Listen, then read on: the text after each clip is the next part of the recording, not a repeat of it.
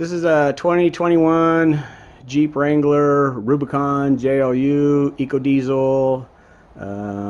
Some of the stuff I just stated is obvious, but for some reason I still get asked, even though it's obvious in the video, hey, is that a Rubicon? Yes, it is. So now that we got that cleared up, well, what's this video about? Well, I put that in the description, so that's another one that's obvious. It's about the TerraFlex IR control arms. I'm not a sponsor of them. I'm not upselling or anything like that. I just want to provide feedback. Any manufacturer out there, aftermarket, I would say, that builds a very similar control arm, you'll get the same benefit from it. But I selected the TerraFlex IR, and I want to discuss what I learned because I was blown away by what I got out of these control arms. They're worth every freaking penny, no matter what suspension mods. Well, I can't say that. Even if you've done no suspension mods, they're worth every penny. So, baseline information. I've got the super expensive Fox 3.0 race shocks that are an internal bypass, which means they are plush as crap going over bumps. They are, once again, they're worth every penny. When I put these shocks on, if you hit symmetrical bumps, meaning you're not really asking the sway bar to do anything, it was as I'd expect from an internal bypass shock. Just super smooth awesomeness. The second I hit asymmetrical bumps, meaning like if you're pulling out of your driveway and there's a small like gutter with a rise, and you kind of hit it at an angle, so you know your left front tire is falling off down onto the road before the right front tire is, so you're actually causing the sway bars to do a little bit of work. There was too much left to right movement in the cab that I felt that the Fox shocks would have minimized more than that, seeing as they're an internal bypass shock, and that type of movement is something they're supposed to be set up to handle very easily, meaning no restrictions, so the body would stay leveler. Just took it as, oh well, you know, it's just the design of the Jeep. It is a fairly heavy front sway bar. There's a sway bar on the back for safety reasons. They're gonna put more sway bar on these vehicles than you actually need because of the retards that can't drive them or understand that when you go less sway bar, you got to drive the vehicle differently in emergency evasive maneuvers. You just can't like grab the steering wheel and be a retard. But I was happy with it, but I was disappointed when I went ahead and bought the track bars, because this has the Mopar lift on it as well. I bought the adjustable track bars front and rear to get the left to right centering of the differential, meaning the tires were equal distance underneath the fenders. I went ahead and wanted to have the option to work a little bit more with a caster angle, so I did some additional research, and I got sick and tired of every time I loosened the suspension that I had to have it sitting under kind of a static weight to retighten that. And I'm going to go ahead right here and insert a video on the factory control arms and why they cause the problems that they do. Most people probably will understand that already, but I'll just do a quick example. So I'm going to put that in the video right now. This is a factory control arm, one of the stock ones that I pulled off once I swapped over to the different aftermarket control arms. What I want to show you, and try and keep this focused good, is you got the metal arm here. This is rubber, and this is like a steel sleeve. Now you can see these ridges, these little teeth in it. What that does is when you tighten the bolts in the mount gets crushed against these teeth, which means this piece will not spin. It is locked in place, and that's why you're looking at almost 200 foot-pounds of torque to tighten the bolts on the suspension. Because if this isn't tight enough, then this bolt will actually, it's not a bolt, it's kind of more like a sleeve, an insert, will rotate in the mount and will actually start wearing, and it'll get loose and sloppy. Now, this rubber insert is pretty much affixed to this metal outside piece. and it's also pretty much affixed, meaning glued solidly against this insert piece. So they are solidly locked together.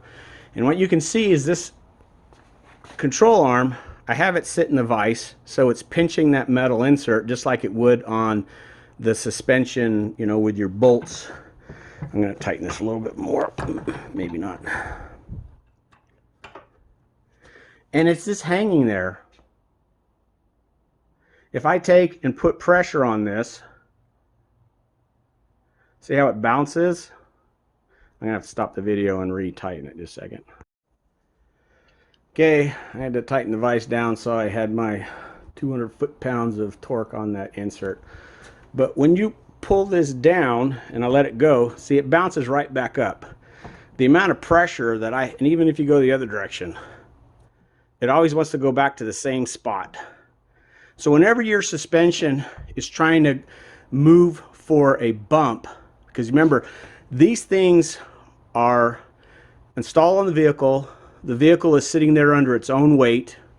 It's best to have a driver and passenger or whatever crap you're always going to have in it on it, and then tighten these so you're at a static weight. Because as this thing moves from its locked position, the further it moves, the harder it is to push, and it always wants to go back. So when your suspension compresses, hitting a bump, this rubber is twisting inside and wants to get back to the static position. And when you're off-roading and you're going slow, like say rock crawling, and one of the wheels drops into a hole, this rubber is trying to stop it from not dropping as far, so it isn't as free to move. It actually delays the movement of it so it doesn't follow the terrain as well.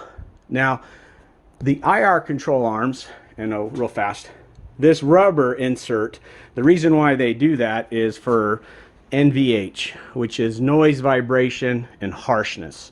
And what that means is when you hit bumps and blah, blah, blah, and everything, this rubber isolates all that harshness and vibration and noise from your axles through the control arm into the frame, so you don't get as much of a harsh feeling on it. It's just for comfort. The IR control arms, the TerraFlex ones, and there's other manufacturers that do the same thing, they have a rubber insert that's affixed. They have the steel insert, which is also in there. The difference is the steel insert is inserted into a bearing, and then the outside of the bearing is what's affixed to the rubber. So this becomes a complete free-flowing and free-moving piece. So if I took a TerraFlex control arm and I put it in the vise exactly like this, tighten it down, the second I let go here, it would fall all the way down and smack into the cabinet because there is no resistance. And that's why these factory control arms, I'm going to say it, suck ass. It's a cheap way of doing it, and even if you don't change out any shocks or anything to the vehicle, just by putting an aftermarket control arm that frees this up and you stick with the rubber so you still have the comfort of, you know, a stock Jeep, you will, in my opinion, you will notice a huge difference in how well your suspension works, especially off-road. Under asymmetrical conditions, it will be a massive improvement. So I'm going back to the regular video. Now I'm going to talk about the IR arms. Now, since the IR arms have that free-flowing bearing setup front and, you know, for both ends, there's no restriction whatsoever from those control arms moving from vehicle static weight. So when you hit a bump and it moves up, it's not trying to twist the rubber inside to stop it from moving up, and when the wheel drops in a hole, the rubber's not stopping it from trying to drop in a hole. It's not trying to get back to static weight position, which you should have witnessed in the video. It allows the suspension a lot more freedom of movement. And because of that simple change, my left to right asymmetrical movement I was getting in the vehicle almost went 100% away. The amount of increased ride comfort that I got by changing out those control arms to that bearing style that TerraFlex IR promotes was massive. I knew it would help. I was blown away by how much it does help. So I would strongly recommend anyone that's using factory control arms, go with the more expensive ones that have the bearing in it, that still has the rubber. So the rubber allows the, the NVH, which is noise, vibration, and harshness, to be taken out of the suspension. Unless you're serious, right? Then you can go like the Heim joints or some other crap like that. But if you are still looking for some level of comfort and durability and just overall performance, that setup's hard to beat. That style of configuration. Multiple manufacturers make the same thing. I'm not saying TerraFlex is the way to go. They're the ones I chose because of a multitude of reasons, but I don't need to get into that. So anyway, even with these bypass shocks, the factory control arms make the super expensive shocks suck under asymmetrical bumps. And they also, believe it or not, limit the freedom of travel that you have with a lift. It's just too restrictive. Putting those on was, and no joke here, when I put those on and we're driving around town, both the wife and I had the feeling that every road that we were driving on had been repaved last night. It was that noticeable in how much smoother the vehicle rode, and because it allowed those Fox shocks to do what they were designed to do. They didn't have to fight that rubber bushing. So anyway, hopefully someone finds this information useful. If you guys got any comments or questions, you know where to drop them. Have a good one, guys.